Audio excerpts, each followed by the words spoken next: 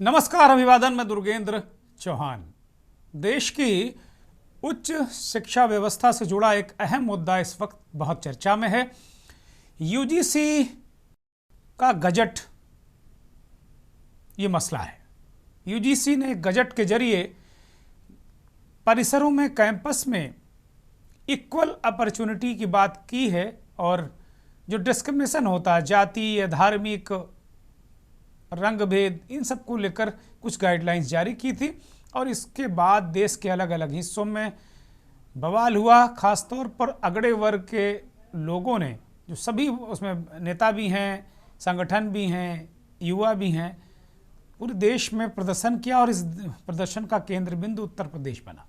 इसके बाद ये मसला कोर्ट गया और कुल मिलाकर 20 याचिकाएं इस मसले पर दायर की गई थी, जिनकी आज सुप्रीम कोर्ट के चीफ जस्टिस की अध्यक्षता वाली पीठ ने सुनवाई की। याचिकाओं में कहा गया था कि ये नियम समानता के खिलाफ है और कुछ समूहों को बाहर कर सकते हैं, जिस पर सुनवाई करते हुए चीफ जस्टिस सूर्यकांत और जस्टिस जो मैला बागची की बेंच ने कहा कि ये नए नियम साफ नहीं हैं और इनका गलत इस्तेमाल हो सकता है, इसलिए कोर्ट ने इन नियमों को तुरंत रोक दिया है। कोर्ट ने यह भी आदेश दिया कि 2012 में जो नियम थे वही अब फिर से लागू होंगे और मामले की अगली सुनवाई 19 मार्च को होगी। केंद्र सरकार अपना जवाब दाखिल करे।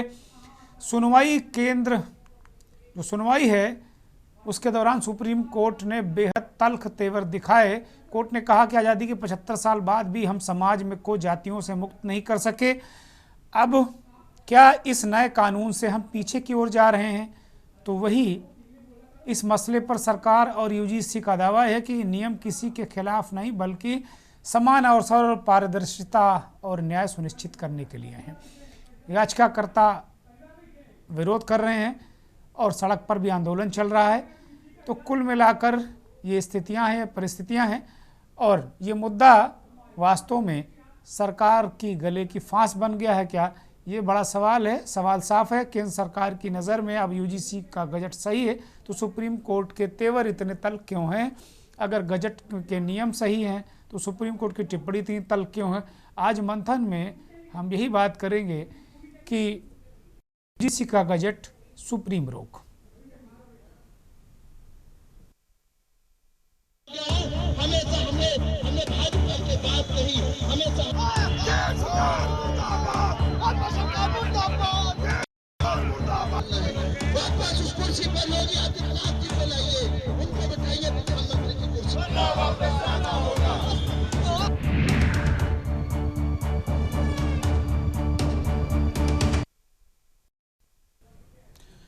अब बड़ा अहम एक डिस्क्रिप्शन है जो आज खूब चर्चा में है। बहुत सारे लोगों ने, डीयू के पूर्व प्रोफेसर लक्ष्मण यादव समेत तमाम लोगों ने इस तरीके से सोशल मीडिया पर लिखा है और वो यूँ लिखा है कि शिक्षाओं में समानता को बढ़ावा देने के नाम पर 2026 के विनियमों पर रोक कोई साधारण न्यायिक आदेश नहीं है। आज इस आदेश के बाद बहुत सारी इस तरीके की पोस्ट देखने को मिली। यह उसकी गहरी का संकेत है जिसकी तरफ हम लगातार इशारा करते रहे हैं। न्यायालय ने साफ कहा है कि विनिमय प्रथम दृष्टया अस्पष्ट है, दुरुपयोग योग्य है और सामान्य वर्गों के प्रति भेदभाव प्रतीत होते हैं, यानी समानता के नाम पर असमानता थोपने की कोशिश। जबकि सुप्रीम कोर्ट ने ही पिछले फैसले में साल 2012 के विनिमय को अपर्याप्त मानकर नए प्रावधान बनाने का आदेश दिया था। और इससे भी गंभीर बात यह है कि अदालत ने खुद सुझाव दिया था कि इन विनिमयों को समीक्षा के लिए प्रतिष्ठित न्यायविदों की समिति के पास भेजा जाए। इसका मतलब साफ है, सरकार और यूजीसी ने बिना पर्याप्त संवैधानिक विवेक के, बिना सामाजिक सहमति के नियम थोपने की जल्दबाजी की है। इंदिरा जयसिंह की टिप्पणी बेहद, जानी मानी वकील हैं, इंदिरा जयसिंह की टिप्पणी बेहद अहम है। आप कानून व्यवस्था की समस्या पैदा करें और फिर अदालत से रोक लगाने की मांग करें, यह स्वीकार्य नहीं है। यही तो पूरा खेल है। पहले सामाजिक तनाव पैदा करो, फिर न्यायपालिका की आड़ में अपने ही बनाए नियमों से पल्ला झाड़ लो। यह महज एक प्रशासनिक चूक नहीं, यह एक सोची समझी रणनीति है, चाल है जो बहुजन समाज को उलझाने के लिए तैयार की गई है। आरक्षण और सामाजिक न्याय की बहस को कमजोर करने के लिए ये चाल चली गई है और समानता जैसे शब्दों के पीछे छिपकर वर्चस्व को सुरक्षित रखने की चाल चली गई है। तो इस तरीके का जो सोशल मीडिया और अन्य जगह लिखने वाले लोगों ने कहा है कि बहुजनों, अब भ्रम में रहने का समय नहीं है, अब सफाई देने का सवाल नहीं है, अब सवाल पूछने का समय है, अब चुप रहने का समय नहीं, संगठित होकर जवाब देने का समय है।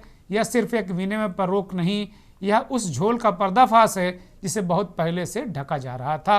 और याद रखिए, जो समाज समय रहते नहीं जागता, उससे उसके हक हमेशा के लिए छीन लिए जाते हैं। अब जागना होगा, वरना अगली बार समानता शब्द ही हमारे खिलाफ इस्तेमाल किया जाएगा। तो इस तरीके, इस आदेश के बाद इस तरीके की समीक्षात्मक जो पोस्ट हैं, विचार हैं, वो जो बहुजनों की वकालत करते हैं, बहुजन विद्वान हैं, उन्होंने इस तरीके से अपनी राय रखी है।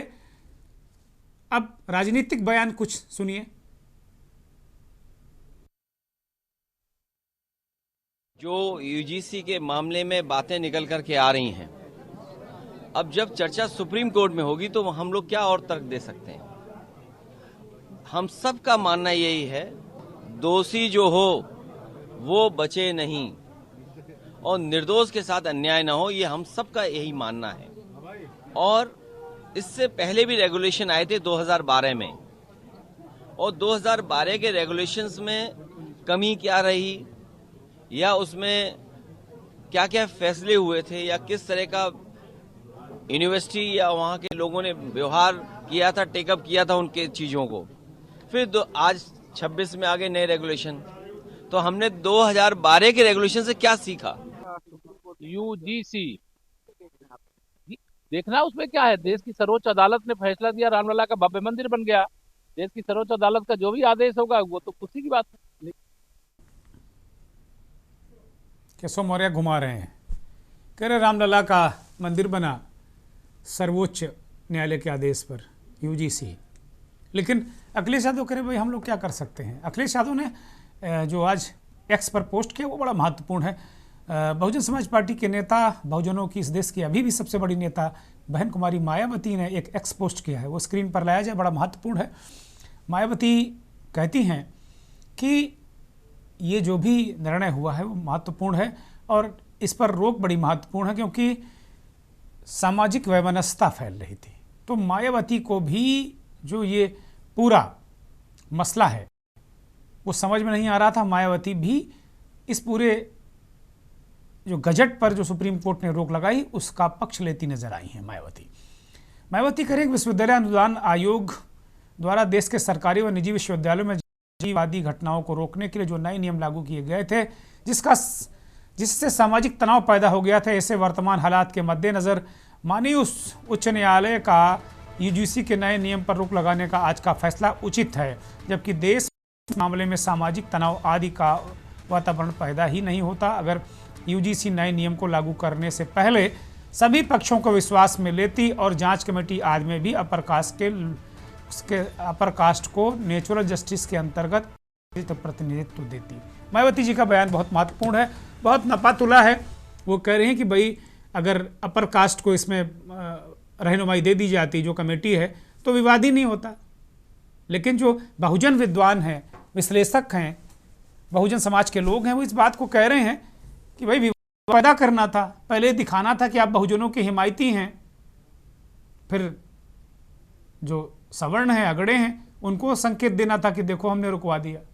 तो इस तरीके की जो चीज़ें हैं, ये राजनीति से में कहीं कोई संदेह नहीं है और बहुत महत्वपूर्ण है इसको समझना। सीधे चर्चा में जाते हैं। एपी सिंह सुप्रीम कोर्ट के जाने माने अधिवक्ता और छत्री सभा और अन्य संगठनों की तरफ से उन्होंने याचिका दायर कर रखी थी, उनको सुनिए।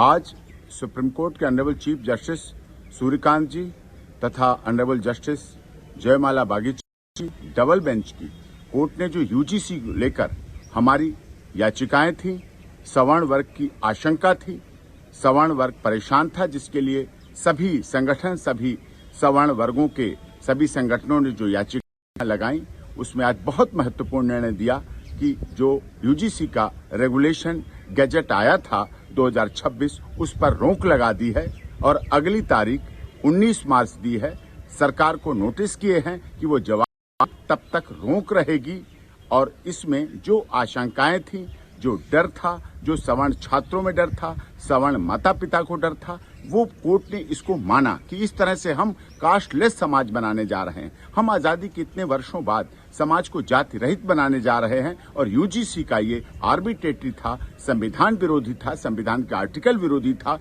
इसी को लेकर देश के तमाम संगठन, देश के तमाम सवर्ण वर्ग के लोग जो बात करते हैं उनकी तरफ से याचिकाएं थी। महत्वपूर्ण दिन था, महत्वपूर्ण अवसर था, जिसमें इसमें स्टे होने का अर्थ है कि हमारी याचिकाएं, जो हम लोगों को आशंका थी, जो देश के तमाम लोगों को आशंका थी, वो आशंका सही थी। अब इसमें बहुत बहुत धन्यवाद। इस पूरे जो सुप्रीम कोर्ट ने स्टे दिया, इस पर वरिष्ठ अधिवक्ता और सुप्रीम कोर्ट में याचिकाकर्ता जो शुरुआती 5 क्षत्रिय महासभा और कुंवर हरबंस सिंह, राघवेंद्र सिंह राजू जो याचिकाकर्ता थे, उनकी तरफ से पैरवी करने वाले वरिष्ठ अधिवक्ता एपी सिंह ने पूरे मसले को अपने तरीके से रखा और बताया। कुल मिलाकर ये मसला कानूनी लड़ाई में उलझता नज़र आ रहा है और अब लंबा समय हो गया, 19 मार्च को ये सुना जाएगा। तब तक ये व्यवस्था दे दी गई है कि जो 2012 का मसला था, कानून वही लागू होगा। और अब कुल मिलाकर अगर देखा जाए तो ये जो सुप्रीम कोर्ट ने 2-3 चीज़ें बड़ी महत्वपूर्ण उठाई हैं। वो कह रहे हैं कि 75 साल पहले हम पीछे क्यों चले जा रहे हैं, ये बड़ा दुर्भाग्यपूर्ण है। और एक और बात सुप्रीम कोर्ट ने एक और बात सुप्रीम कोर्ट ने कही है, वो ये कि जो नई यूजीसी की गाइडलाइंस हैं, जो गजट है, वो इस बात की प्रतिध्वनि निकाल रहा है कि जो सवर्ण वर्ग के छात्र हैं उनकी हकमारी की जा रही। ये तो बड़े महत्वपूर्ण बिंदु सुप्रीम कोर्ट ने स्टे देते हुए कहे हैं।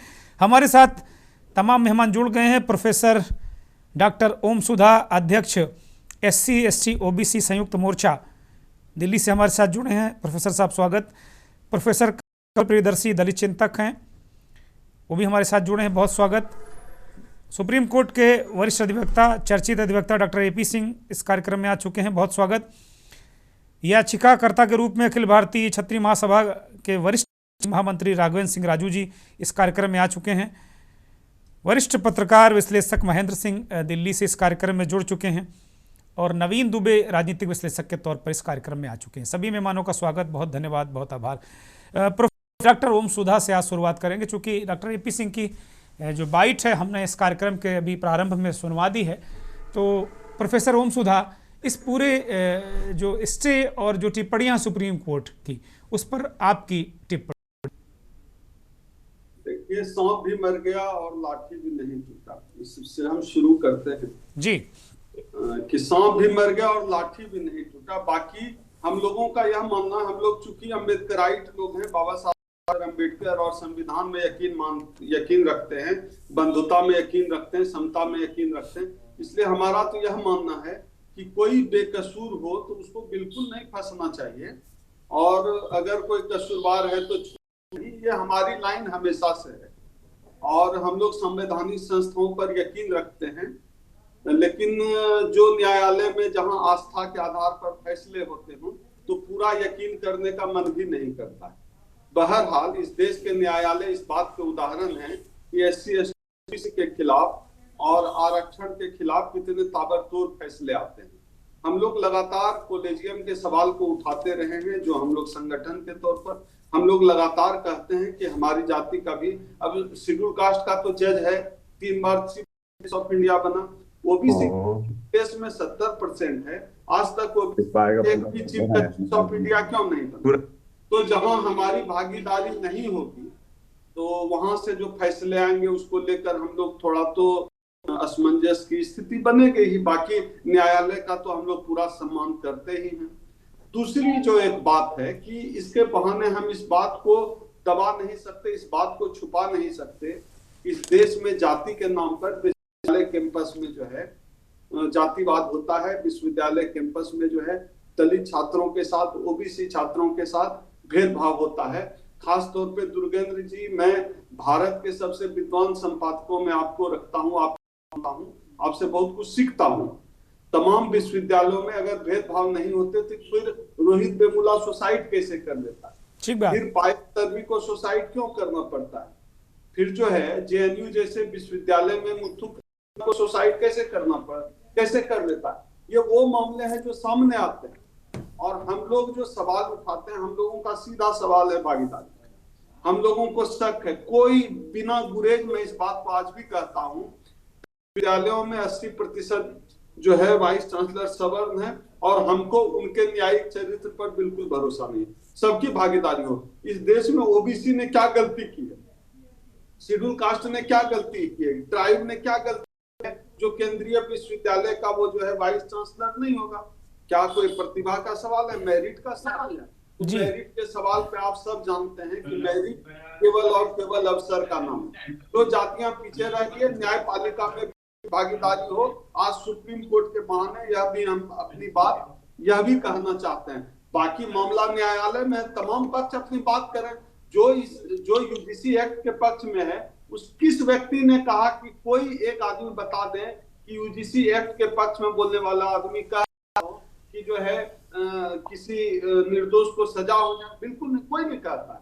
तो हम भी नहीं कर रहे। खूब मजबूत बनाइए कानून को, और मजबूत बनाइए, जितना मजबूत बना सकते हैं। 100 जजों का पैनल बिठा दीजिए, 100 जो है मेंबर ऑफ पार्लियामेंट बिठाइए, और पूरा ट्रांसपेरेंट कानून बनाइए और मजबूत कानून बनाइए। इतना मजबूत कानून बनाइए कि किसी की हिम्मत नहीं हो कि किसी दलित पिछड़े के साथ जो है भेदभाव कर सके जाति के नाम पर। ये इतना मजबूत कानून है। ये तो अच्छा है, अब सुप्रीम कोर्ट ने स्पेस लिया है। कानून में और भी कुछ खामियां रही होंगी, उसको दुरुस्त करिए, लेकिन इस बात के बहाने आप जो है ये नहीं कह सकते हैं कि जाति के आधार पर उत्पीड़न नहीं है। एक और बात कह के मैं 5 सेकंड में बात खत्म कर रहा हूँ। बहुत लोगों को लगता है, देखिए मैं वहां देखने की कोशिश कर रहा हूँ जो दिख नहीं रहा है। बहुत लोगों को लगता है कि ये केवल SC/ST एक्ट का, ये जो है ये यूजीसी एक्ट का मामला, मैं उसके पार देखता हूँ। ये यूजीसी एक्ट का मामला है ही नहीं, ये मामला है टूटते हुए सवर्ण वर्चस्व। धन्यवाद जी। बहुत महत्वपूर्ण बात, बड़ी महत्वपूर्ण नोट पर छोड़ा है प्रोफेसर ओम सुधा ने। प्रोफेसर कवलेश्वर प्रियदर्शी, आपके पास 2 टिप्पणियां बड़ी महत्वपूर्ण की हैं सुप्रीम कोर्ट ने। सुप्रीम कोर्ट ने कहा कि 75 साल से ये चल रहा है, ये बड़ा दुर्भाग्य है कि 75 साल बाद भी हमको आज इस पर चर्चा करनी पड़ रही है। और दूसरा उन्होंने कहा कि जो नया गजट आया, इसमें इस बात की प्रतिध्वनि है कि सवर्णों के अंदर असुरक्षा की भावना आई है। ये 2 बड़े महत्वपूर्ण टिप्पणी हैं। प्रोफेसर कवलेश्वर प्रियदर्शी जी। दुगन जी नमस्कार, सभी पैनलिस्ट को मेरा नमस्कार। जी नमस्ते। देखिए, सुप्रीम कोर्ट की दोनों टिप्पणी 75 साल में अभी जाति को, जैसे जाति पर बात हो रही है, शर्म की जरूर बात है, तो ये भी तो बात है। तो 75 साल बाद जाति है ही क्यों? जातिवाद हो ही क्यों रहा है? ऐसा नियम बनाने की जरूरत क्या पड़ गई? यदि जाति और जातिवाद समाप्त हो गया है, जातिहीन समाज बन रहा है या बनने की स्टेज में हम हैं, जो सुप्रीम कोर्ट ये बात जज कह रहे हैं, तो क्या इस देश में जातियां समाप्त हो? और अगर नहीं है तो भारत जाति आधारित व्यवस्था है, और जाति है चाहेगी नहीं। वो मन स्थिति है, एक तरह की वो मानसिक विकलांगता है जी। अंतःकरण में वो बात जन्म से लेकर और मृत्यु तक बैठी रहती है। दूसरी बात, जो सवर्ण समाज के मन में असुरक्षा की भावना माननीय न्यायालय ने कहा है, बिल्कुल नहीं है। असुरक्षा नहीं है, एक तरह का लोगों में आक्रोश है। और मैं बधाई देता हूं सवर्ण समाज के संगठनों को, उनके पदाधिकारियों को, कि आपने बहुत पहले चेता और बहुत बढ़िया रिजल्ट लिया आपने। क्योंकि देखिए, जब भी कोई बात होती है ना, तो तुरंत आदमी ये कहता है कि हम जगह नहीं, लेकिन सवर्ण समाज जगह था और जगह रहेगा। ये उनको बधाई इसलिए दे रहा हूं कि अपने अधिकार के प्रति वो सचेत हैं। और दूसरी तरफ जो ये वार्ता हो रही है कि क्या प्रोफेसर ओम सुधा हंस रहे हैं, बोलिए। हाँ, मैं हंस रहा हूं क्योंकि जिनके लिए बनाया गया था वो सड़कों पर नंगा वो नाच नहीं कर सकते। उनको समझ में नहीं आ रहा था कि उनके लिए एक कानून बनाया जा रहा। पहली बात, ये ऑर्डिनेंस नहीं था, यूजीसी की मात्र एक गाइडलाइन है, कानून नहीं बन गया था ये देखिए, वो लोग जागरूकता का स्तर देखिए कि अभी ऑर्डिनेंस नहीं बना, गाइडलाइन जारी हुई और बता रहे 31 मेंबर्स में 17 सवर्ण लोग थे जिन लोगों ने रेकमेंड किया था कि ऐसा गाइडलाइन बनाई जानी चाहिए। आप 31 मेंबर्स में देख लीजिए 17 लोग सवर्ण हैं। बावजूद यह अभी नियम बनने से पहले सिर्फ मार्गदर्शन था। यूजीसी इसको भेजती विश्वविद्यालयों में कि इसको देखिए, इस पर काम करिए। ऑर्डिनेंस बनने के लिए पार्लियामेंट में जाता हूं, पर जागरूक समाज है और उसको पता है कि अगर जाति और जातिवाद मिटी तो उसका अस्तित्व तो खतरे में पड़ेगा, इसमें कोई दो राय नहीं है। बैकवर्ड समाज को ये सोचना चाहिए कि आखिर वो किस करवट उसका ऊंट बैठता है। सारे नेता बहन जी हो, अखिलेश जी हो, मीठी मीठी बात कर रहे हैं। पूरा नहीं जो बहन जी तो इसके समर्थन में खड़ी हो गई। प्रियदर्शी जी, बहन जी ने तो कहा था कि भाई ये तो बड़ा गड़बड़ था, अब बड़ा अच्छा हो गया, इस पे रोक लग गई। बहन जी ने तो ईडब्ल्यूएस का भी समर्थन किया था। और आपको एक जानकारी के लिए बता दें, सवर्णों को 10% आरक्षण की सबसे पहले मांग देश में बहन जी ने दिसंबर 2002 में गोरखपुर के पड़हलगंज के विधानसभा से शुरू किया था। और उसका परिणति देखिए आप, सुप्रीम कोर्ट के जजों ने बहुत खरी टिप्पणी, खराब टिप्पणी ईडब्ल्यूएस पर की और जजमेंट उसके निर्णय उनके फेवर में दिया। तो जो यह निर्णय अप्रत्याशित नहीं था, यही होना था। और नहीं, बहन जी के रुख पर आप कुछ नहीं बोल रहे हैं। बहुजनों की, इस देश की सबसे बड़ी नेता प्रियदर्शी जी वो कह रहे हैं कि भाई इससे तो बड़ा सवर्णों का उत्पीड़न हो जा रहा था। अरे अच्छा, देश में 45 सेंट्रल यूनिवर्सिटीज हैं। एक डेटा दे रहा हूं आपको, 82% ओबीसी सीटें खाली हैं, एक भी वाइस चांसलर नहीं है। 64% एससी सीटें खाली हैं, बैकलॉग बचा हुआ है। 65% शेड्यूल ट्राइब की सीटें बची हुई हैं। किससे भय है भाई? आप करिए ना। बहन जी बोलती हैं, वो क्या बोलती है, मैं पिछली भी डिबेट में कहा था, उनका वैचारिक और उनका बुद्धिमत्ता पर मैं क्या सवाल करूं। समाज जानता है उसको, और हम लोग भी उस चीज को ठीक से जानते हैं कि कौन कहां से क्या कर रहा है। तो रही बात यह कि सवर्ण समाज ने जो किया वो अच्छी बात है, वो जागरूक है। लेकिन पिछड़ों को इसके बाद ये सोचना चाहिए कि जब भी आपके हक अधिकार की बात होगी, अगर आप चिंतित नहीं है, अपने हक के लिए लड़ेंगे नहीं, तो आपको हक मिलने वाला नहीं है। और अगर इसमें कोई खामी थी तो ये तो ड्राफ्ट था, कानून तो है नहीं।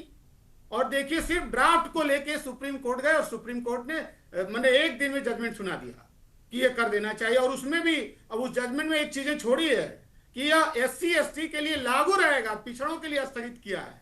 अब बहुत सारी बातें इसके अंदर है, मैं उसको ऑन स्क्रीन क्या कहूं। ये पिछड़े लोग समझे और जाने कि उनके हक हकूक की रक्षा कैसे होगी, वो खुद कर पाने में सक्षम है कि नहीं है। ठीक बात है, बड़ी महत्वपूर्ण बात रखी है अभी प्रोफेसर कवलेश्वर ने। पिछड़ों और दलितों के हक हकूक की लड़ाई बहुत सारे संगठन लड़ते हैं, लेकिन बहन कुमारी मायावती ने इस बात को कहा कि नहीं, ये गड़बड़ था और इससे जो अगले वर्ग के लोग हैं सब बड़ी उस तरह की का एक सामाजिक जो टकराव वाली स्थिति थी उसको सुप्रीम कोर्ट ने रोका। ये बहन जी ने एक स्वागत किया इस एक तरीके से इसको। अभी प्रोफेसर प्रियदर्शी कह रहे हैं कि केवल ओबीसी के लिए रोका है, दलितों के लिए वो लागू रहेगा। क्या स्थिति है, क्या कहा है, अभी कुछ और चीज़ें भी स्पष्ट होंगी, लेकिन क्या ये जैसा ओम सुधा ने कहा उसी तरीके से हुआ है कि सांप भी मर गया और लाठी भी नहीं टूटी? एक ब्रेक पर जा रहे हैं।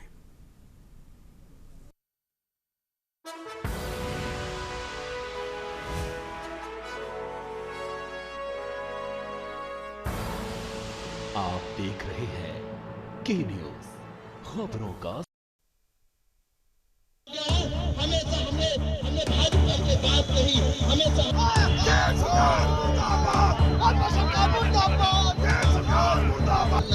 वापस उस कुर्सी पर योगी आदित्यनाथ जी को लाइए, उनको बताइए प्रधानमंत्री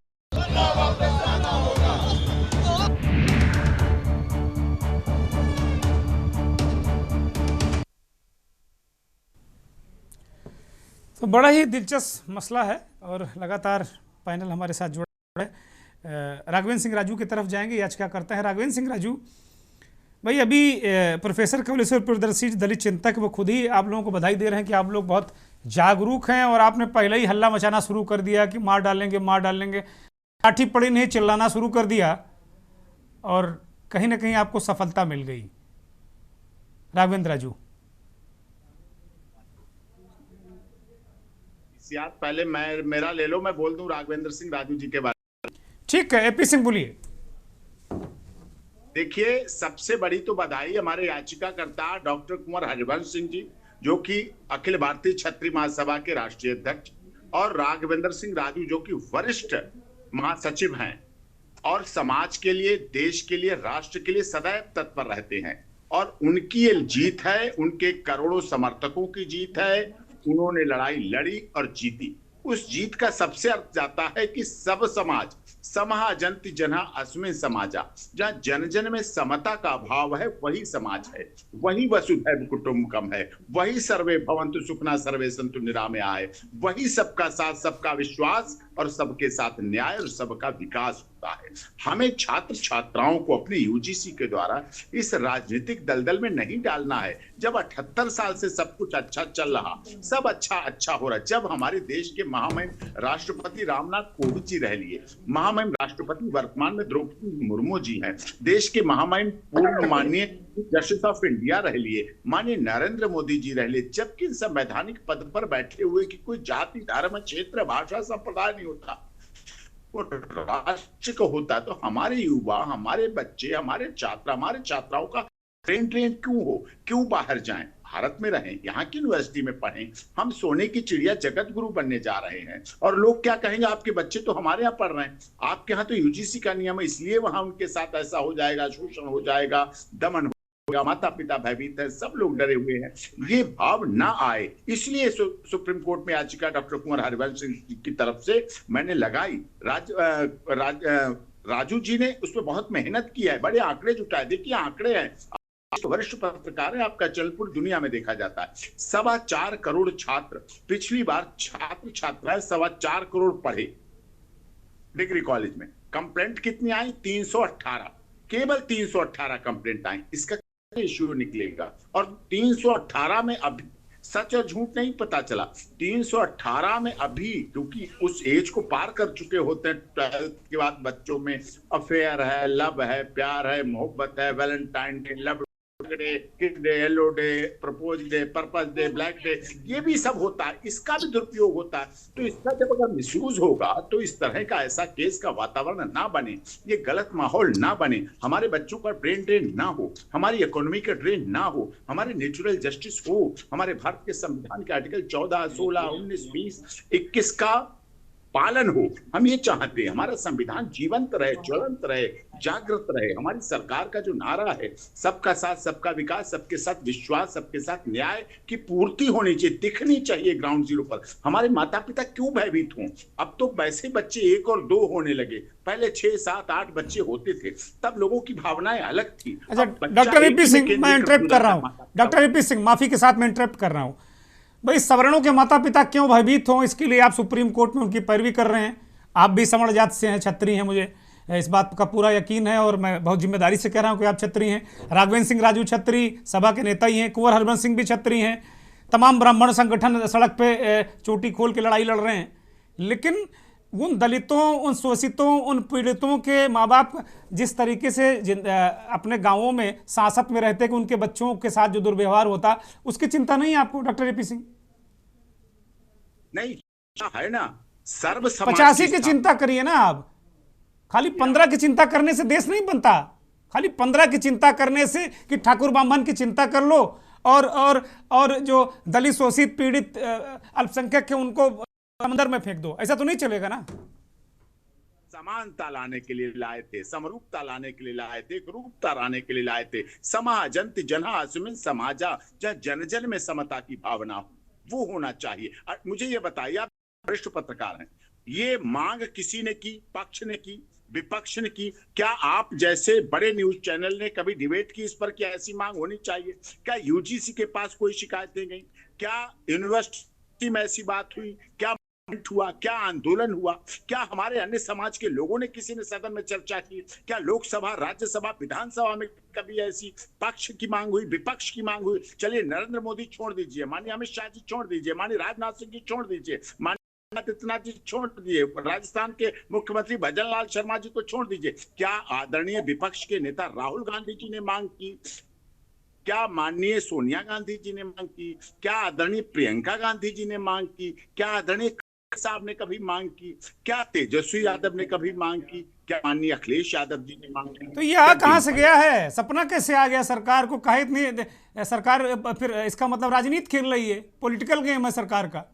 सरकार इन्वॉल्व है इस स्थिति में केंद्र की कि भाई आप एक बार इसको सू कर दो, मैदान में लाओ, लोग प्रदर्शन करें, हल्ला करें, इनके भी मीठे उनके भी मीठे, अपना वोट बिल्कुल टंच।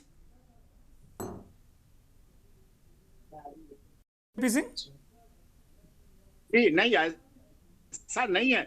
सरकार मीठा मीठा गपगप कड़वा कड़वा थू थू के नहीं बनी। हमारी सरकार ने ऑपरेशन सिंदूर भी किया है। हमारी सरकार ने बड़े किसान बिल हमने लड़ा, किसान बिल रिपील किया।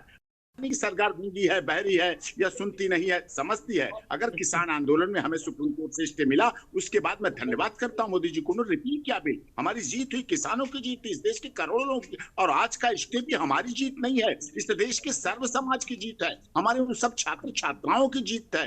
केवल महासभा डॉक्टर कुंवर हरिवंश सिंह, पूर्व सांसद राघवेंद्र सिंह राजू जी की जीत नहीं है, ये पूरे देश की जीत है। ये किसान आंदोलन, किसानों के, भारतीय किसानों, मास्टर शिवराज सिंह की भी जीत है, अखिल भारतीय ब्राह्मण सभा की जीत है, अखिल भारतीय जैन महासभा की, अखिल भारतीय अग्रवाल महासभा की जीत है। और सर्वजन हिताय, सर्वजन सुखाय, बहुजन हिताय, बहुजन सुखाय, सर्वे भवन्तु सुखिनः सर्वे सन्तु निरामय। कहाँ ले जाएंगे आप? इसमें बहुजन कहीं है ही नहीं। इस जीत में बहुजन नहीं है। Doctor AP. सिंह, मैं राघवेंद्र राजू की तरफ जाऊंगा। राघवेंद्र सिंह राजू राष्ट्रपति जी रहे, हमारे देश की प्रधानमंत्री जी हैं।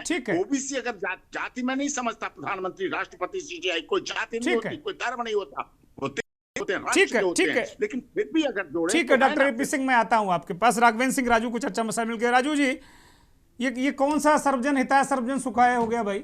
आप लोगों को लगा कि सब सवर्णों के बच्चों का बड़ा हो जाएगा, आपने झंडा उठा लिया। आपके समाज में डॉक्टर ए.पी. सिंह जैसे ताकतवर वकील हैं, आपने याचिका लगाई, उन्होंने अपना फैसला रखा, हो गया। जो बहुजन समाज के लोग हैं, उनके पास तो इतने महंगे वकील करने के पैसे भी नहीं है, कैसे लड़ेंगे? डॉक्टर ओम सुधा और कौलेश्वर प्रियदर्शी के पास तो पैसा है नहीं।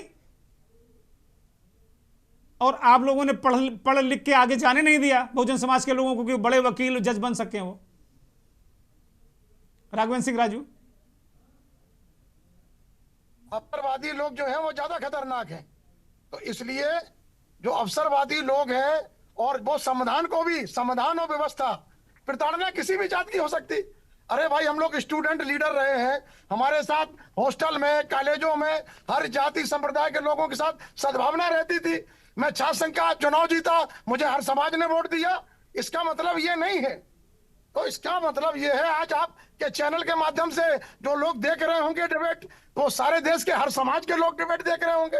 लेकिन आज जो व्यवस्थाएं हैं कि यूजीसी में, आज आप खुद देखें, अभी हमारे प्रोफेसर साहब कह रहे थे, प्रतीक भूषण सिंह जी ने स्वयं कहा मैं उस कमेटी का मेंबर हूं, लेकिन मुझे जानकारी नहीं है कि इसमें क्या संशोधन हुए, क्या लाया गया। तो भैया कौन सी कमेटी है, कौन सी सरकार है, किसी को कुछ पता ही नहीं है, सब अंधेरे में चल रहा है।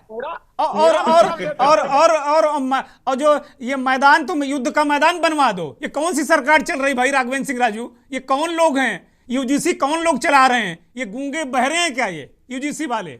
इनको अचानक सपना आ गया कि दलितों का हमें हित करना है, बहुजनों का हित करना है। मिश्रा जी ने भी कहा कि भाई ये विभाजन वाला काम नहीं होना चाहिए। तमाम संगीत आपके अभिजीत सिंह सांगा ने भी कहा, विधायक ने, कि नहीं ये समीक्षा होनी चाहिए। तमाम जो लोग थे, ऐसा नहीं है, भाजपा में भी बड़े स्तर पर लोग इस्तीफे देने लगे। कुछ नहीं, दो चार छुट भैया इस्तीफा दिए, कहाँ बड़े लोगों ने इस्तीफे दिए। ये न्याय केवल अखिल भारतीय क्षत्रिय महासभा की याचिका ही नहीं, हम तो कह रहे समाज का। हमें तो ये लग रहा है कि आप लोगों ने मिलके एक योजना बनाई है एक पार्टी विशेष को मदद करने के लिए, कि आप, कि भैया तुम ऐसा करो, हम लोग ऐसा करेंगे, हल्ला मचाएंगे, हमें ये लग रहा है। आपने देखा हो दुर्गेन जी कि एक दलित मंडल अध्यक्ष ने भी इस्तीफा दे दिया। उसने कहा कि सबका साथ सबका विकास, जिन मुद्दों को लेकर उसको भाजपा में रहना तो कुछ करेगा भाई, वो भाजपा की लाइन पर ही चलेगा ना, वो ओम सुधा की बात नहीं करेगा। आपने देखा हो अखबार की खुर्कियों में थी कि एक जाट बहला और उसका बेटा, उसको गले में दलितों ने घुमाया। तो ये तमाम जो चीजें हैं, अगर जो गलत है वो गलत है। राघवेंद्र सिंह राजू, आपको पहल करनी होगी। इस देश की बहुजनों की लड़ाई अगर अखिल भारतीय क्षत्रिय सभा लड़े, डॉक्टर ए.पी. सिंह लड़े, तभी समाज इस देश का बनेगा। तभी ये देश बनेगा। मैं बहुत जिम्मेदारी से इस बात को एलानिया कह रहा हूं। अगर अखिल भारतीय क्षत्रिय महासभा, राघवेंद्र सिंह राजू, ब्राह्मण महासभा, जाट महासभा, अगर ये जब तक अपनी लड़ाई लड़ते रहेंगे तब तक ये समाज नहीं बनेगा। अगर वो ओम सुधा की लड़ाई लड़ें, वो कौलेश्वर प्रियदर्शी की लड़ाई लड़ें, और ओम सुधा क्षत्रिय महासभा की लड़ाई लड़ें, ठाकुरों की लड़ाई लड़ें, ब्राह्मणों की लड़ाई लड़ें, तभी इस देश में समरसता आएगी। इस तरह नफरतें बढ़ेंगी। राघवेंद्र सिंह राजू, माफ कीजिए। दुर्गेन जी, मैंने राष्ट्रपति और प्रधानमंत्री को एक पत्र लिखा था। हमने रोज रोज आप जातिगत जनगणना कराते, शहीदों की जनगणना करा लीजिए। 1947 में सरदार पटेल के साथ जो अनुबंध हुआ था, हमने 565 रियासतें, 18 गढ़, तमाम लाखों हेक्टेयर जमीन, लाखों टन सोना दे दिया अखंड भारत के निर्माण के लिए। उसका अनुबंध सामने रखिए, अभी सब पता लग जाएगा किसने क्या किया है। रियासतों वाला युग छोड़ दीजिए भाई, अब कहाँ रियासतें रही, कब तक रियासतों की बात करेंगे आप लोग। कहने का तात्पर्य यह है कि एक जगह है जहां 99% अंक पाने वाला लड़का, स्कूल में पढ़ने वाला छात्र, वो 38% और 30% वाले से नीचे आ जाता। अब आ गए आप लोग उसी पे आ गए, अब आप लोग उसी पे आ गए। मतलब जिनको पढ़ने नहीं दिया, डंडे से मार के भगाया। अगर वो प्राइमरी स्कूल में गए पढ़ने के लिए, तो वहां पे सवर्ण टीचर ने उन्हें पढ़ने नहीं दिया, ठीक है, और उनके 38% आ गए, तो आप उनको उनको उनको उनको आगे नहीं लाओगे। ये कह करके कुर्सी पाने और चोला के रंग बदलने वाले लोगों ने सत्ता और सिंहासन की कुर्सी पाने के लिए केवल वोट सारा देश, तो ये आप ठीक कर रहे हैं, आप ठीक कर रहे हैं राघवेंद्र राजू। ये सत्ता और सिंहासन का ही मसला है। यूजीसी का गजट ये किसी की भलाई नहीं है, ना ये किसी की भलाई है ना किसी की बुराई है, ये सत्ता और सिंहासन का ही खेल है। नवीन हमारे समय, नवीन दुबे राजनीतिक विश्लेषक। नवीन दुबे, इस पर आपकी तीखी टिप्पणी चाहता हूं मैं। नवीन दुबे बोलिए। बिल्कुल दुर्गेन जी, देखिए जिस तरीके से यूजीसी का ये प्रकरण सामने आया और उसके बाद एक जन आक्रोश, युवाओं में आक्रोश, समाज में आक्रोश पैदा हुआ, और उसके बाद इसका आज जो पटाक्षेप हुआ है, मैं इसमें अगर कुछ देख रहा हूं तो केवल और केवल राजनीतिक दलों के अपने निहितार्थ हैं। इसके अलावा उनको सामाजिक से मजबूत करने से, किसी भी समाज के हित में खड़े होने से कोई सरोकार नहीं है, कोई लेना देना नहीं है। पहली चीज। दूसरी चीज मैं ये कहता हूं कि आज हम 75 वर्ष की आजादी के बाद बैठे हैं। हमने 77वें गणतंत्र को मनाया 26 जनवरी को। हमारी स्थिति कहां है, हम कहां स्टैंड कर रहे हैं? मैं पूरे समग्रता में युवाओं की बात करूंगा। यही बात सुप्रीम कोर्ट ने कही है कि 75 साल बाद हमको जाति पर बात करनी पड़ रही है। मैं वही कह रहा हूं, लेकिन अगली लाइन में सुप्रीम कोर्ट बात कर रहा है कि लोग बड़ा बवाल हो रहा है, अगले सुरक्षित हैं। सबसे शर्मनाक बात यह है कि इस देश के प्रमुख डिसीजन मेकर पद होता है प्रधानमंत्री का। प्रधानमंत्री पद पर पहुंचने के बाद हमारे देश के प्रधानमंत्री खुले मंच पर कह रहे हैं कि मैं पिछड़े समाज से आता हूं। आप क्या साबित करना चाहते हैं विश्व समुदाय के सामने? क्या कहना चाहते हैं भाई? आप अगर उस पद पर पहुंचे, आप में योग्यता थी, आपको लोगों ने हाथों हाथ लिया, आपको समर्थन दिया, तो आपको स्वीकार किया है ना देश ने, और देश ने स्वीकार किया, सब समाज ने किया है ना। आपके साथ तो भेदभाव नहीं किया गया ना। कैसे आप कह सकते हैं? द्रौपदी मुर्मू जी हमारी हैं, उनको हमारे विधायकों, सांसदों सबने चुना, सर्व समाज के सांसदों, विधायकों ने वोट किया है ना, तब वो आखिर राष्ट्रपति पद पर आसीन हुई है ना। तो ये आप कैसे कह सकते हैं कि इस देश के अंदर जनता भेदभाव करती है, नेता भेदभाव करती है, कोई और भेदभाव करती है? और मुझे लगता है नवीन जी कि बात ये नेता या लोग गिनाते हैं कि साहब ये रामनाथ कोविंद जी, द्रौपदी मुर्मू जी, ये उनकी योग्यता को कम करते हैं, या एक तरीके से ये भी जाति उत्पीड़न है। ये भी एक तरीके से जाति उत्पीड़न है कि बार बार आप कहें कि आपको राष्ट्रपति हमने बना दिया, आप दलित थे, आप एसटी हैं इसलिए आपको राष्ट्रपति हमने बना दिया। ये भी एक जाति उत्पीड़न है। मैं बार बार उसकी जाति याद दिलाना। मैं चूंकि इटावा से रहने वाला हूं, रामनाथ कोविंद जी हमारे पड़ोस के जिले के हैं। वो बहुत कुशल वक्ता हैं, अच्छे अधिवक्ता हैं, बहुत अच्छी व्यक्तित्व के धनी हैं। अब उनके ऊपर एक जबरन टैग थोप दोगे आप जाति का, तो ये क्या मजाक है? वो पढ़े लिखे योग्य व्यक्ति थे और अच्छे राष्ट्रपति सिद्ध हुए, ऐसा नहीं है। उन्होंने काफी काम किया इस देश के लिए। अब हम केवल उनके पूरे ये यूजीसी का खेल नवीन जी क्या है? यूजीसी वो कह रहे हैं कि भाई इन्होंने नहीं कहा, उन्होंने नहीं कहा। यूजीसी को अचानक एक दिन सपना आया, आकाशवाणी हुई कि भाई साहब हमको तो ओम सुधा और कौलेश्वर प्रियदर्शी के बच्चों का ख्याल रखना है। मैं बता देता कहां से आकाशवाणी हो गई यूजीसी को? मैं अभी बता रहा हूं। अभी दुर्गेन जी सारी बातों पे आ रहा हूं। जो लोग हंस रहे हैं, मुस्कुरा रहे हैं, उनको भी ये जवाब देना पड़ेगा मेरे सवाल का। पहला सवाल ये है कि 2012 में जो आया यूजीसी के जो भी गाइडलाइंस है, उसके बाद सुप्रीम कोर्ट ने कहा कि इनको पुनरीक्षित कीजिए और पुनरीक्षित करके कुछ ऐसे व्यवस्था बनाइए जिससे कि समानता का भाव हो और थोड़ा सा भय भी बना रहे। इसका मतलब ये नहीं होता है कि बिना सुनवाई के आप सीधा के सीधा किसी एक वर्ग को आरोपी सिद्ध कर दोगे, पहले जेल उसके बाद हियरिंग। ये कौन सा कानून है भाई? होता है ऐसा? किस देश के अंदर होता है? हमारे देश में तो आतंकियों को भी सुनवाई के लिए मौका मिलता, तो क्या सवर्ण समाज आतंकी है कि जिसकी सुनवाई भी नहीं होगी, सीधा पनिशमेंट? और एक इंटेलिजेंट बच्चे के ऊपर किसी ने झूठा आरोप लगा दिया, उसके बाद उसका कैरियर तो गया, खत्म उसका। और आरोप लगाने वाले का आरोप अगर झूठा निकलता है, नवीन जी, क्या नवीन जी 2012 वाली में तो ये था अपील करने वाली बात कि भाई अपील कर सकता था, जो झूठी शिकायत करे उस पर कार्रवाई हो सकती थी, या उसमें जो कमेटी थी उसमें एक सवर्ण था तो अचानक खाली बदलने के लिए बदल डालो भाई कि साहब अपनी मोहर लगानी है। दुर्गेन जी देखिए, तमाम मामले SC ST एक्ट के फर्जी पाए गए, तमाम मामले हमारे यहाँ क्वेश किए जाते हैं, एक्सपंज किए जाते हैं कोर्टों में, FR लगती है। क्या 182 CRPC की कार्रवाई किसी पर होती है FIR कराने वाले पर? आज तक कोई एग्जाम्पल हो तो हमारे तो बहुत वरिष्ठ advocate doctor AP Singh ji सामने है मंच पर, वो बता दें। कभी नहीं होती है, यही दुर्भाग्य है, मैं बार बार कह रहा हूं। अब दूसरी चीज पर आता हूं कि हमारे जो प्रोफेसर ओम सुधा जी बैठे हैं, प्रियदर्शी जी बैठे हैं, मेरा एक सिंपल सा सवाल है कि भाई साहब, आप हमारे साथ कई डिबेट में बैठ चुके हैं, आप आरक्षण से आगे आ गए, क्या आपकी अब जिम्मेदारी नहीं बनती है कि आपके समाज का व्यक्ति जो पिछले पायदान पर आखिरी में खड़ा हुआ है, उसको आगे आने के लिए अब आरक्षण छोड़े, दूसरे आदमी का आगे आने दें? क्यों क्रीमी लेयर का समर्थन करते हैं भाई आप लोग? हम तो चाहते हैं कि दलित समाज आगे आए, उसको लाया जाना चाहिए, लेकिन उसके पैरों में बेड़ी डालने का काम करता है तो आपके समाज के क्रीमी लेयर के लोग करते हैं, वही अधिकारी करते हैं, टीना डाबी। ठीक है, एक छोटा सा जवाब ओम सुधा बोलिए, फिर मैं महेंद्र सिंह के पास जाऊंगा।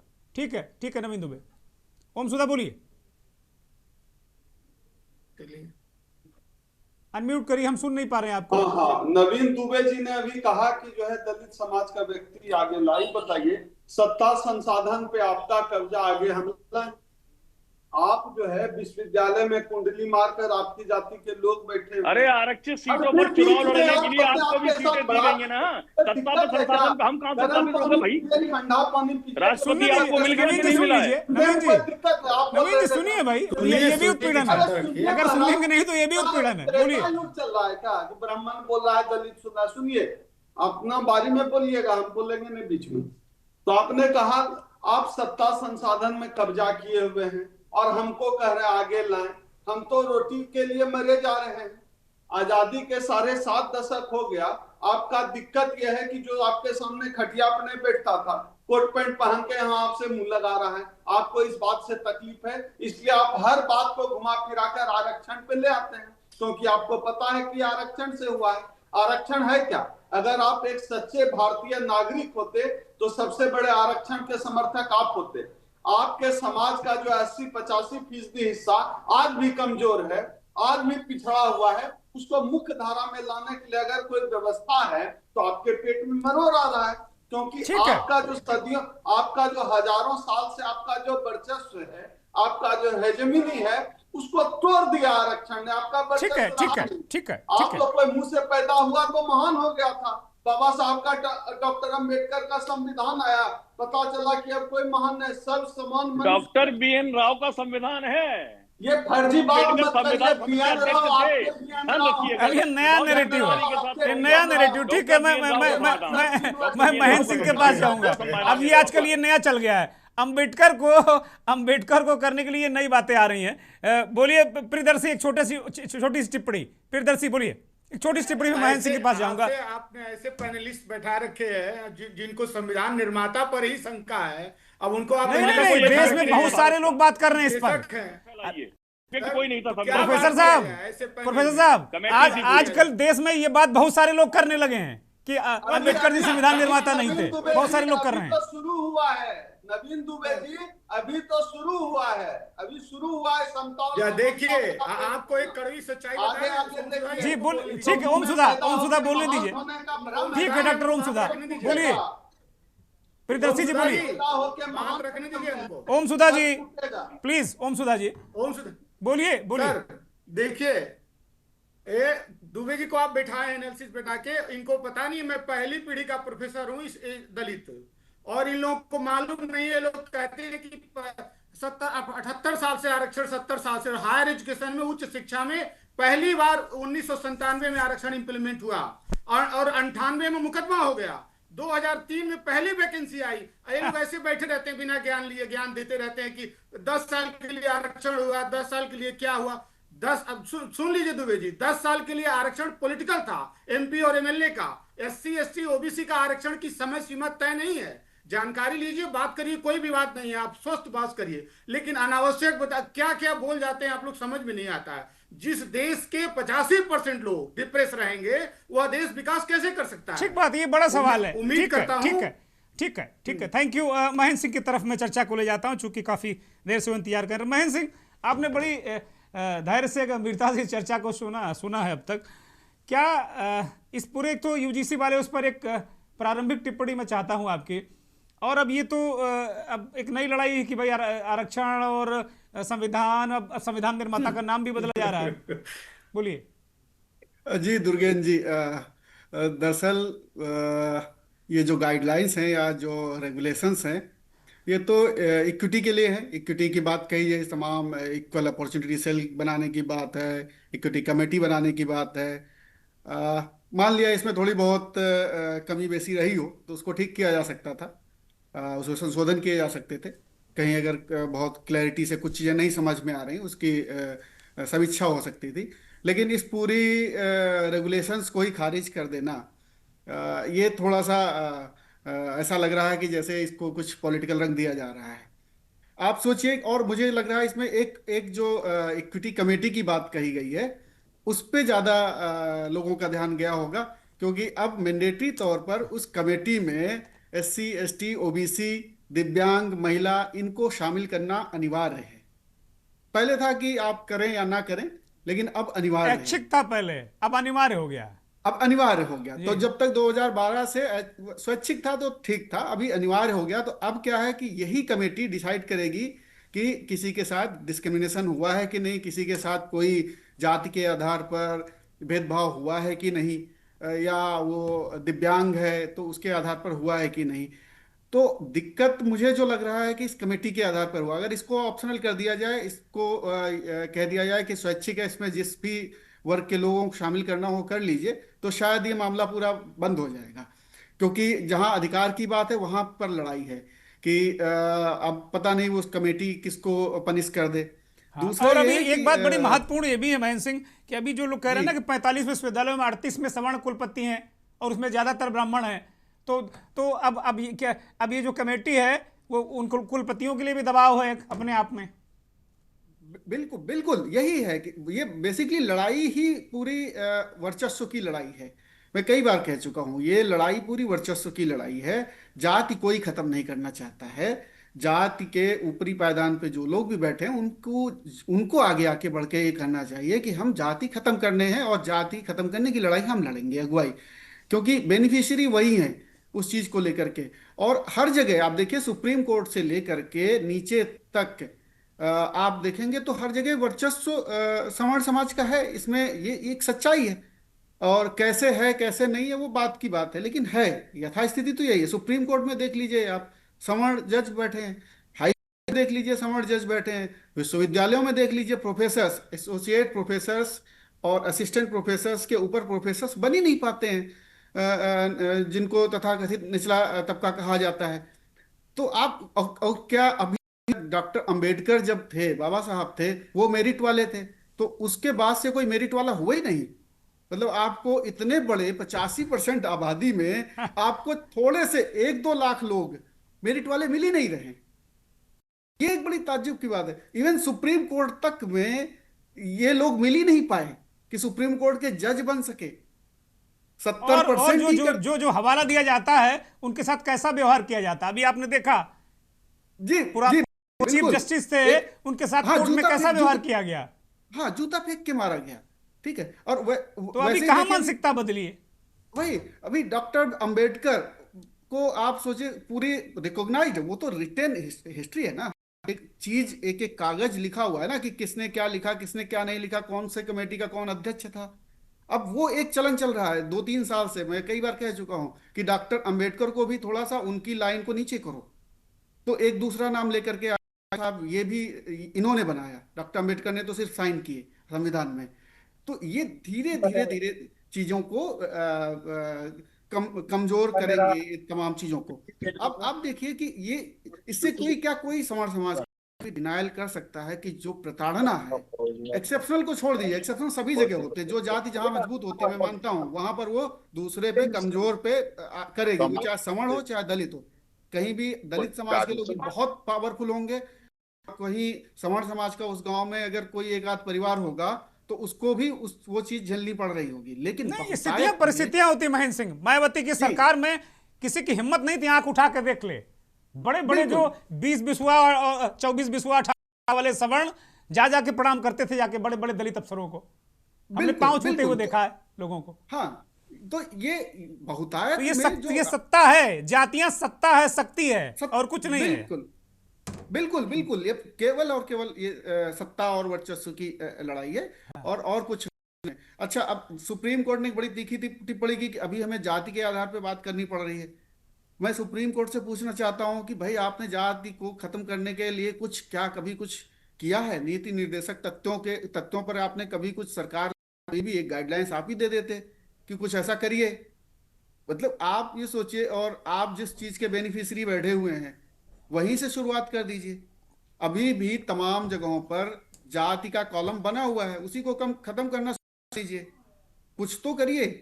लेकिन आप सिर्फ अब एक मतलब कोई एक काम जो थोड़ा सा कम से कम स्टूडेंट्स को, जो स्टूडेंट्स गांव से आते हैं, दबे कुचले से आते हैं, वो वैसे ही डरते हैं और उनको फिर रैगिंग होती है, और रैगिंग के नाम पर आप गाली। अब आप गाली देखिए, क्या किसी सवर्ण जाति के नाम पर कोई गाली बनी हुई है क्या? जितनी गालियां, जिन शब्दों को गाली कहा जाता है, वो दलित या उन्हीं के नाम पर कही जाती। सीधे आदमी जाति के नाम से संबोधित कर देता है, वो गाली लगता है। क्यों? वो जाति को छोटा माना जाता है, और कुछ नहीं उसमें है। अब अभी मैं कुछ दिन पहले एक उन्नाव में एक समाज है, बिड़िया समाज, जानते होंगे आप सब लोग। जी। उनकी मैं उस बस्ती में गया। उस बस्ती के हालात आप देखेंगे तो आपको लगेगा कि क्या वाकई 70-75 साल हो गए हमें? क्या वाकई वो लोग ठीक जिंदगी, इंसानों की जिंदगी जी रहे हैं? नहीं, आपको खुद शर्म आएगी कि हम भी इसी देश में रह रहे हैं। तो अभी जो स्थिति है वो इसी तरीके की। इस दिल्ली में भी बैठ के आप देखेंगे ना, बहुत सारे ऐसे, वाल्मीकि बस्तियों में चले जाइए आप, झुग्गियों में चले जाइए आप, ठीक है। अब आप उनसे उम्मीद करेंगे कि वो सवर्ण समाज के लोगों को प्रताड़ित करेंगे। रेयर कोई गुंडा बदमाश होगा, उसकी बात नहीं करता, बहुत सारे ऐसे असामाजिक तत्व, तो उनके लिए कानून में प्रावधान भी है। ऐसा तो है नहीं कि के रेगुलेशंस लागू होने के बाद उनके लिए कोई संरक्षण नहीं है। अगर उसके उसमें जाएंगे तो उनको भी कोई सवर्ण ताकतवर संरक्षण दे रहा होगा, ये भी आप देख लीजिएगा। वो भी है। और दूसरा मैं कह रहा हूँ, हर प्रताड़ित व्यक्ति के लिए कानून में फिर तो आईपीसी है ना भाई, फिर तो वहां पर है ना, उसमें तो सबके लिए है, कोई भी जा सकता है, समाज से हो चाहे दलित समाज से हो। ऐसा तो है नहीं कि वो वहां पर अगर आपके पास आ रहे हैं अपराधी को अपराधी, कोई भी अपराधी हो, किसी जाति, धर्म, क्षेत्र, भाषा, संप्रदाय का हो, उसे केवल अपराधी सभी के लिए है, तो सभी के लिए है ही है। कानून में आरक्षण देखिए, डॉक्टर भीमराव अंबेडकर, सुनिए, डॉक्टर भीमराव अंबेडकर बाबा साहब, महाराजा ने पढ़ाया, विदेशों में भेजा, उनमें योग्यता देखी, उसका पालन किया और देश के कानून मंत्री बने। क्या आरक्षण था? नहीं, क्या आरक्षण था उस समय, आप बताइए ना। देश ने कदर की, योग्यता की कदर की, आशाओं की कदर। एपी सिंह, अभी आप नहीं थे, महेंद्र सिंह ने सवाल उठाया कि अंबेडकर के बाद कोई पैदा ही नहीं हुआ योग्य आदमी दलित समाज में। अंबेडकर के बाद कोई पैदा ही नहीं हुआ, आज तक खोज ही नहीं पाए आप लोग, हम लोग सब मिलके, कि दूसरा अंबेडकर हम लोग खोज लें इतना योग्य, या चश्मा काला वाला लगा लिया, दिख ही नहीं रहा हमको। यूनिवर्सिटी में दुर्गेन जी, एक बड़ा गजब का होता है जब प्रोफेसर की नियुक्ति होती है जी, तब तो किसी और को खोजें। जी महेंद्र सिंह कंटिन्यू करिए, बोलिए। हाँ, जब कोई नियुक्ति होती है प्रोफेसर्स के लिए, तो ये लोग बैठे हैं प्रोफेसर, तो बता देंगे कि तरीके से इंटरव्यू में ही उनको बाहर कर दिया जाता है कि ये नॉट फाउंड सुटेबल, लिख दिया, बाहर हो गए आप। तो ये बहुत सारी चीजें, वरना अभी तक कोई प्रोफेसर क्यों नहीं बन पाए? क्या कोई पढ़े लिखे नहीं? डॉक्टर्स हैं, इंजीनियर्स हैं, सभी हैं, बहुत सारे प्रोफेसर्स हैं, लेकिन वो क्यों आगे नहीं बढ़ पाते? प्रमोशन क्यों नहीं मिल पाता उनको आगे आप जो लोग ये चीज पास करने की जगहों पर बैठे हुए हैं, जो इंटरव्यू ले रहे हैं, हर एक कमेटी को देख लीजिए आप। किसी मैं एक कह रहा हूँ, रैंडम कोई भी कमेटी उठा लीजिए, वो चाहे यूपीएससी की उठा लीजिए, एसएससी की उठा लीजिए, कहीं भी उठा लीजिए, मतलब आपको बहुतायत में वो लोग मिलेंगे जो लोग पहले से ही संपन्न हैं, सवर्ण हैं, कोई इस तरीके की उनको सामाजिक तौर पर उनको वो नहीं झेलना पड़ा। और ये लड़ाई पूरी सामाजिक न्याय की लड़ाई है। ठीक है, ये भी एक इसको डाइल्यूट किया जाता है कि जी बस 10 सेकंड, ये डाइल्यूट किया जाता है कि अमीरी गरीबी की लड़ाई अमीरी की है ही नहीं, लड़ाई है सामाजिक, लड़ाई है सामाजिक न्याय की लड़ाई है। मैं कह रहा हूं कि जो आदमी को अगर बहुत प्रॉब्लम है, वो अपनी जाति छोड़ के ओबीसी एससी एसटी में शामिल हो जाए, देख ले कि बहुत अच्छा यहाँ पर मिल रहा है, आरक्षण मिल रहा है, बहुत अच्छे मिल रहे हैं, अपनी जाति को छोड़ दें। अगर आप लेगेसी अपनी पुरानी ले रहे हैं, जाति की लेगेसी ले रहे हैं, जाति के अधिकार ले रहे हैं बहुत, तो आपको ये भी तो देखना पड़ेगा ना फिर कि आपके कुछ अधिकार छिन रहे हैं, तो आपको जिम्मेदारियां भी लेनी पड़ेंगी, जिम्मेदारियां भी लेनी पड़ेंगी। बिल्कुल बिल्कुल, अगर आप अधिकार लेने जातियों के तो जिम्मेदारियां भी लेनी पड़ेंगी आपको। अगर आप क्षत्रिय हैं तो सबको एक समान आपको देखना पड़ेगा, ये अगर वर्ण व्यवस्था में ही जा रहे हैं आप तो। और मैं ये नहीं कह रहा हूं कि आपका दोष है, मैं ये कह ही नहीं रहा हूं, ये सामाजिक संरचना दोष है, तो आपको खुद उसमें प्रयास करना पड़ेगा कि ये सामाजिक संरचना बदले और आपको आगे आके अगुवाई करिए उसकी। बहुत बहुत शुक्रिया, बहुत बहुत शुक्रिया, बहुत बहुत धन्यवाद सभी मेहमानों का। चूंकि वक्त आगे इजाजत नहीं देता, एक इस पूरे चर्चा मंथन से एक बड़ा सार तत्व निकला कि वास्तव में ये जो झगड़ा है, इस तरीके के जो झगड़े हैं, वो राजनीति कराती है, नेता कराते हैं अपना वोट बैंक मजबूत करने के लिए। इसमें कहीं कोई अब संदेह है नहीं। अगर दलितों की बात सवर्ण करें और सवर्णों की बात दलित करें, और मुझे लगता है कि जो सुप्रीम कोर्ट ने कहा कि भाई हमको आज इस पर चर्चा करनी पड़ रही, चिंता करनी पड़ रही, सुप्रीम कोर्ट से मेरा निवेदन है कोई व्यवस्था दे दे इस देश में जाति को खत्म करने के लिए और सख्ती से उस पर लागू करवा दें, ये झंझट ही खत्म हो जाएगा। नमस्कार।